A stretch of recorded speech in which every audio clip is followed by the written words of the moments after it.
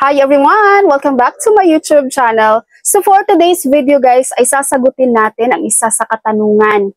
No, ito ay related po sa social pension or any pension, universal pension na natatanggap ng senior citizen. So ang comment na to guys ay nanggagaling po kay Sir Dan Pen 0814. Ang sabi niya, marami nalilito sa mga balita kasi di nauunawaan ang pagkakaiba ng DSWD Social Pension at ang Universal Social Pension. Kaya ipaliwanag mo ang pagkakaiba ng di sila nalilito. Okay? So salamat Sir Dan sa iyong comment na ito sir dahil malaking tulong to no, para magawa natin ng video and ma-explain din po natin ng maayos para sa ating mga senior citizen. Pakiusap lang po ako guys sa mga manonood. Panoorin niyo po ng buo guys at huwag niyo i-skip para mas lalo niyo po maunawaan at naintindihan. Okay? Kung meron man kayong katanungan, comment niyo na lang yan, sasagutin po natin. Alright, so unahin na natin guys si Universal Social Pension. Ito si Universal Social Pension guys, tandaan niyo po, hindi pa po ito na isa batas. Wala pa po ito. Ang current na status nito guys, nasa Senado pa, natutulog. Charot! Natutulog. Okay, nasa Senado pa to guys, okay? Approved na siya sa third and final reading, kaya nasa Senado siya ngayon. At wala na pong update. Hindi natin alam kung napapag-usapan na ba ng Senado to or natutulog pa sa kanila.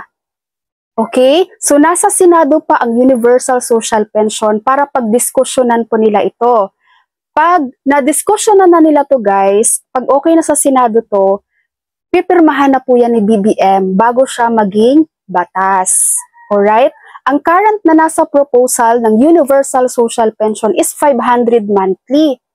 At yun ay magiging 1,000 after 5 years. Okay? Naintindihan? So itong universal, ito yung sinasabi nila guys na walang pinipili, no? Pero, tsaka na natin yan itatalakayin kung ano ang requirements dito sa universal kapag naging batas na yan para wala pong misleading information na mabibigay sa inyo. Okay? Again, Universal Social Pension, wala pa po ito, nasa Senado pa po ito for discussion. Next naman, National Social Pension for Indigent Senior Citizen. Yung iba hindi na nila ginagamit ang national guys. Ang ginagamit lang nila, Social Pension for Indigent Senior Citizen. Basta kapag may nakita na kayong for Indigent Senior Citizen guys, ayun yun. Yun yung may pinipili. Ibig sabihin po, hindi po lahat ng seniors ay makakatanggap nitong Social Pension for Indigent Senior Citizen. Okay? Hindi kasama dito ang mga SSS pensioners, GSIS pensioners, may kaya sa buhay, no? May kakayahan, may suportado ng pamilya, so hindi po kasama dito sa indigent social pension. Itong indigent social pension ay nagkakahalaga po ito ng 1,000 monthly. Sa lahat ng buong Pilipinas yan guys, walang lugar na pinipili. Okay? Fix yun, 1,000 pesos monthly.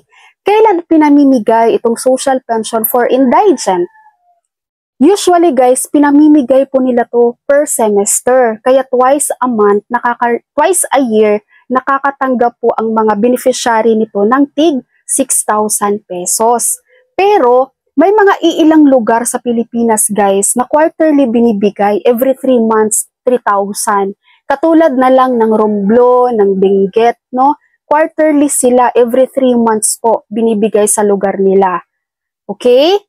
Itong Social Pension for Indigent Senior Citizen, ito guys, ang madalas naririnig nyo po na bigayan ngayon. No? Namimigay ng tig 1,000 pesos monthly. Itong Social Pension for Indigent Senior Citizen. Malinaw po? Number 3, Local Social Pension. Ngayon, pag naririnig niyo guys ang local social pension, ito po ay nanggagaling sa LGU.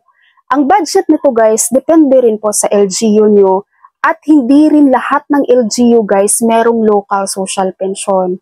Paswertihan ng mayor, paswertihan ng namumuno dyan sa lugar nyo. Kung hindi maganda ang namumuno dyan sa lugar nyo, kasalanan nyo na yan. Bakit nyo binoto yan? Diba? Tama o tama? Tama. Okay, magkano itong local? Ang local guys, usually 500 binibigay nila. tapos quarterly. Depende din guys sa lugar kung kailan binibigay.